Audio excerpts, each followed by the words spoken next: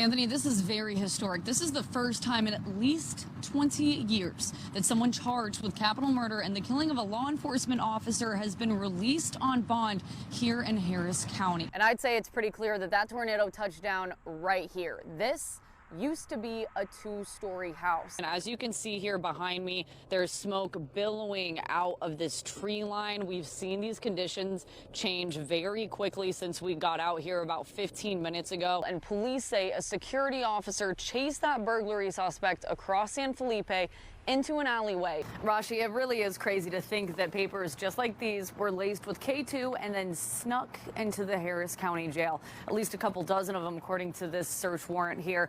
Anthony, one of the most chilling things about this case, as Jillian just reported, these boys went back to Leon's home multiple times to knock on his door and run away.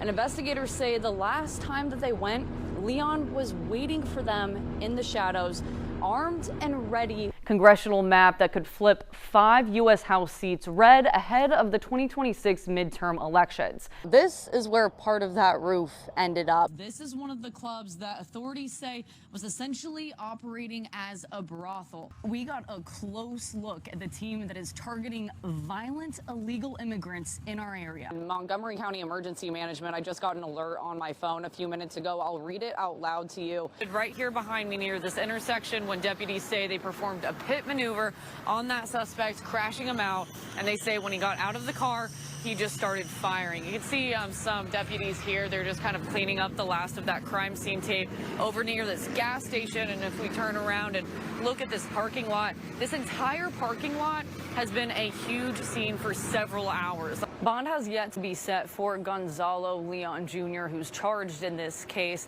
but a bond hearing will be held tomorrow where the state says they will request a $1 million bond. Now, both suspects are charged not only with performing illegal abortions, but also doing so without a medical license. This is one of the roads that have been evacuated. You can see that we have law enforcement personnel kind of blocking off here.